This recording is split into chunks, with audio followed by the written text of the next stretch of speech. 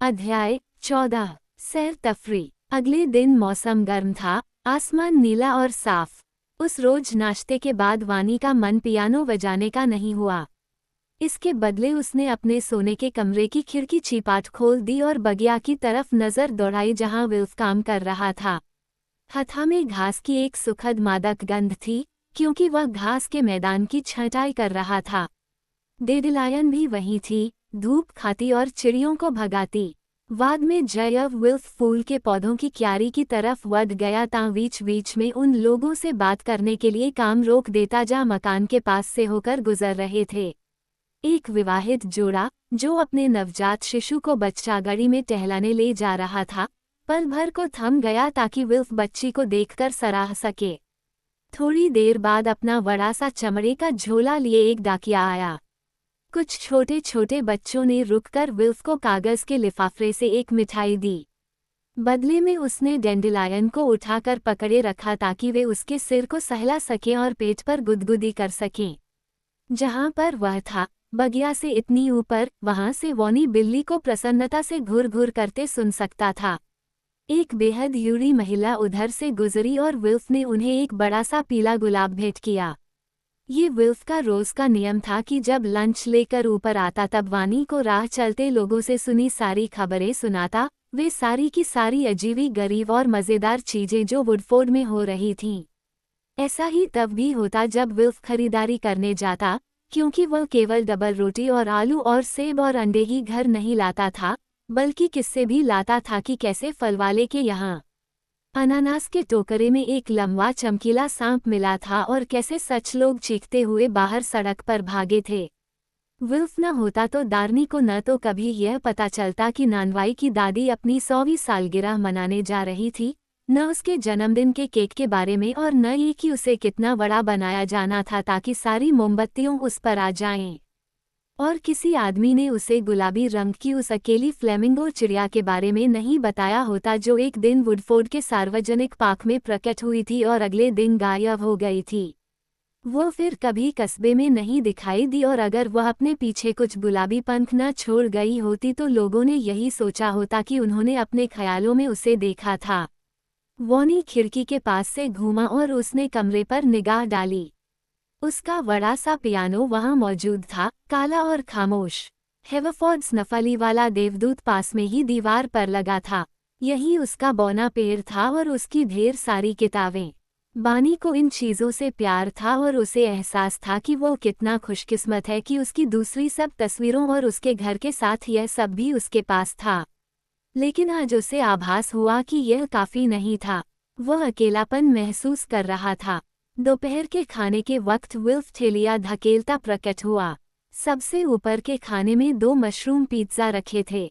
नीचे के खाने में बिल्ली के लिए भुनी हुई मांगुर मछली थी।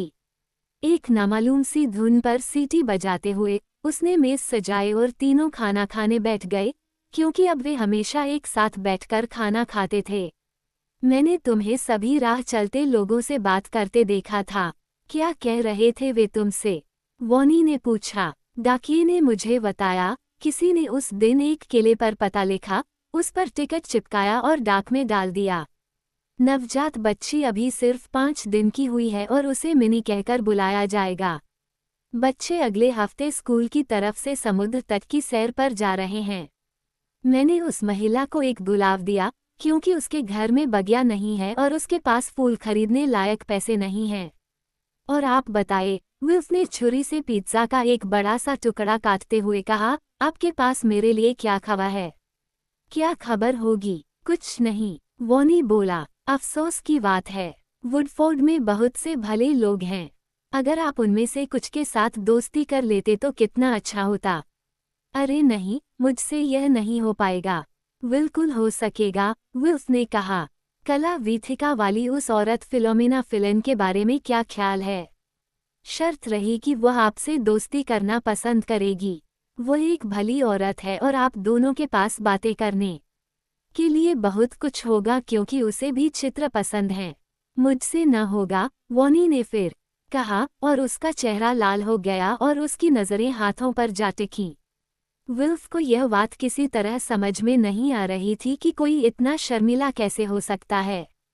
उसके ख्याल में ये बुध अपना था। आपको और ज्यादा बाहर निकलना चाहिए, उसने कहा। जाता तो हूँ, मैं अपनी साइकिल पर बाहर जाता हूँ, लेकिन मैं शर्त वध सकता हूँ कि आप लोगों के पास से तीर की तरह निकल जाते हैं और रुककर उनसे बात करना तो दूर, सलाम दुआ भी नहीं करते। ठीक कह रहा हूँ न मैं? ये ऐसा ही करते हैं न, विल्लो? डेंडिलायन ने मांगुर मछली पर से निगाहें उठाईं और सिर हिलाया। वॉनी इतना उदास नजर आ रहा था कि विल्फ को उस पर अफसोस हुआ।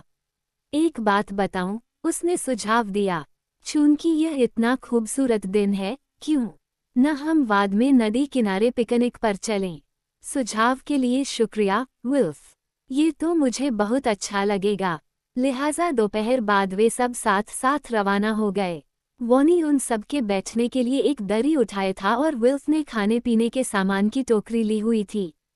डेंडिलायन उनके आगे आगे हवा में सीधी पूंछ उठाए दौड़ लगा रही थी।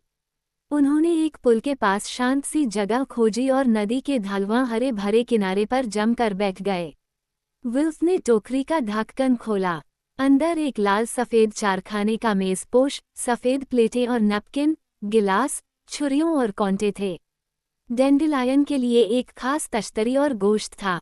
वॉनी और विल्फ के लिए सॉसेज रोल और पनीर के सैंडविच, संतरे, पपड़ी और चॉकलेट से बनी मिठाई थी। विल्फ ने लेमोनेड की बोतल से एक डोरी बांधकर उसे नदी में तैरने के लिए छोड़ दिया ताकि वह ठंडी रहे। हमें कुछ और लोगों को भी साथ आने का न्योता देना चाहिए था, उसने कहा।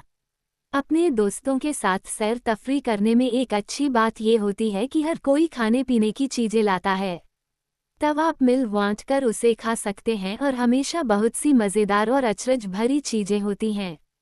अगर वो हारू सैर तफरी पर आती तो संभव था वह थोड़ी सी कच्ची मछली लाती, वॉनी ने कहा। वो उसका पसंदीदा भोजन है, लेकिन मुझे नहीं लगता कोई और भी उसमें हिस्सा बटाना चाहता। डेंडिलायन ये सब सुन रही थी। मैं उसमें जरूर हिस्सा बटाना पसंद करती, उसने सोचा। अगर वो हारू यहाँ होती तो वो हमारी थोड़ी सी चॉकलेट वाली मिठाई ले सकती थी और मुझे उसकी लाई थोड़ी सी कच्ची मछली मिल जाती। वो काफी अच्छी है, वॉनी ने आगे कहा, और बेहद चतुर। उसे कागज की तह लगाकर जानवर बनाना आता है, लोमड़ियाँ और चिड़ियाँ। मैं ये सोचकर उदास हो जाता हूँ कि उसे फिर कभी नहीं देख पाऊंगा। वो इतनी दूर जो रहती है, दुनिया की बिल्कुल दूसरी तरफ। ठीक उसी समय अचानक डेंडिलायन ने निगाहें उठाईं और उसने जो देखा उससे हैरान रह गई। क्योंकि ये किन लोग थे जो पुल पर बैठे बैठे इस छोटे से दल की तरफ निहार रहे थे। अरे, आदमखोर और युचिया। हेलो डेंडिलायन। हेलो। मैं अभी अभी यही सोच रही थी कि अगर सैर तफरी पर दोस्त भी साथ होते तो और कितना मजा आता। और लो, तुम दोनों आ पहुँचे। हमें तुम लोगों में शामिल होकर बड़ी खुशी होती। आदमखोर का ललक भरा विचार तैरता हुआ आया। हम अपना खुद का खाना भी ले आते। हम कीमे के समोसे ले आते। अगर तुम चाहती तो हम थोड़े से सॉसेज रोल से उनकी अदला बदली कर लेते। ये बड़े स्वादिष्ट लग रहे हैं, बुचिया ने जोड़ा। बेचारे कुत्तों को हमेशा भूख लगी रहती थी, क्योंकि जैस्पर कभी उन्हें पूरा खाना नहीं देता था। काश मैं तुम दोनों को एक एक सॉसेज रोल अभी और यहीं दे सकती, उसने सोचा। फिकर मत करो, हम जानते हैं कि हम तुम्हारी पिकनिक में कभी शामिल नहीं हो सकते। तुम्हारा मालिक हमें पसंद नहीं करता, आदमखोर ने सोचा। हमें कोई पसंद नहीं करता। ये सच नहीं है। मैं तुम्हें पसंद करती हूँ, डेंडिलायन ने सोचा। मैं तुम्हें बहुत पसंद करती हूँ। वॉनी ने पनीर के सैंडविच खत्म कर लिए थे और अब क्रिस्प खा रहा था जबकि विल्फ लेमोनेड की बोतल की डोरी खींच रहा था। उन दोनों में से किसी का ध्यान कुत्तों पर नहीं गया था और विल्ली ने मरसक कोशिश की थी कि अपनी तरफ ध्यान न दिलाएं। आदमखोर और वृचिया खुद चुपचाप बैठे हुए थे और ध्यान रख रहे थे कि ये भूखे नहीं। लेकिन हम आज तुम्हारे पास सैर तफरी की खातिर नहीं आए हैं। हम तुम्हें चेताने आए हैं। डेंडिलायन, तुम खतरे में हो। तुम और तुम्हारे मकान में सब लोग। इसी रात को। खबरदार। डेंडिलायन, खबरदार। बेचारी विल्ली को ये सुनकर ऐसा सदमा लगा कि वह उछल पड़ी। उसके सारे बाल खड़े हो गए और हरी हरी आंखें फैल गईं। वॉनी ने फौरन देखा कि कुछ गड़बड़ है, क्या हुआ बिल्लो? उसने पूछा और फिर उसकी निगाह का पीछा करते हुए उसकी नज़र पुल पर पड़ी। अरे अरे, ये तो वही बदमाश कुत्ते फिर से आ गए। शू शू, बदमाश कुत्तों, घर जाओ।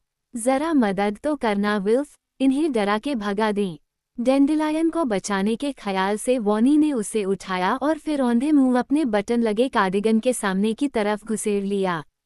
उफ़, कभी कभी यह आदमी कैसा बुढ़पना करता है, हद कर देता है। बिल्ली ने खुद को सीधा करने के लिए छटपटाते हुए सोचा। इसके दिल में भलाई होती है, मगर हर बार यह गलती कर बैठता है। उसके चेहरे को कभी कार्डिगन बैंक लेता, कभी वानी का पेट, और इस बीच ये कुत्तों को भगाते विल्फ की आवाज़ सुन सकती थी। भागो, जाओ यहाँ से, फूटो। जैसे ही वॉनी उन पर चिल्लाया था, कुत्तों ने भौंकना शुरू कर दिया था, लेकिन हर पल उनकी आवाज़ और भी मध्यम और भी दूर जाती लग रही थी। जब तक डेंडेलायन का नाराज, फड़कती मूंछों वाला चेहरा फिर से वॉनी के कार्डिगन के ऊपर वाले बटन के बाहर निकला, कुत्तों का कहीं कोई नामो निशान नहीं था। लेकिन उनकी भयानक चेतावनी तब भी उसके कानों में गूंज रही थी। खबरदार डेंडेलायन, खबरदार।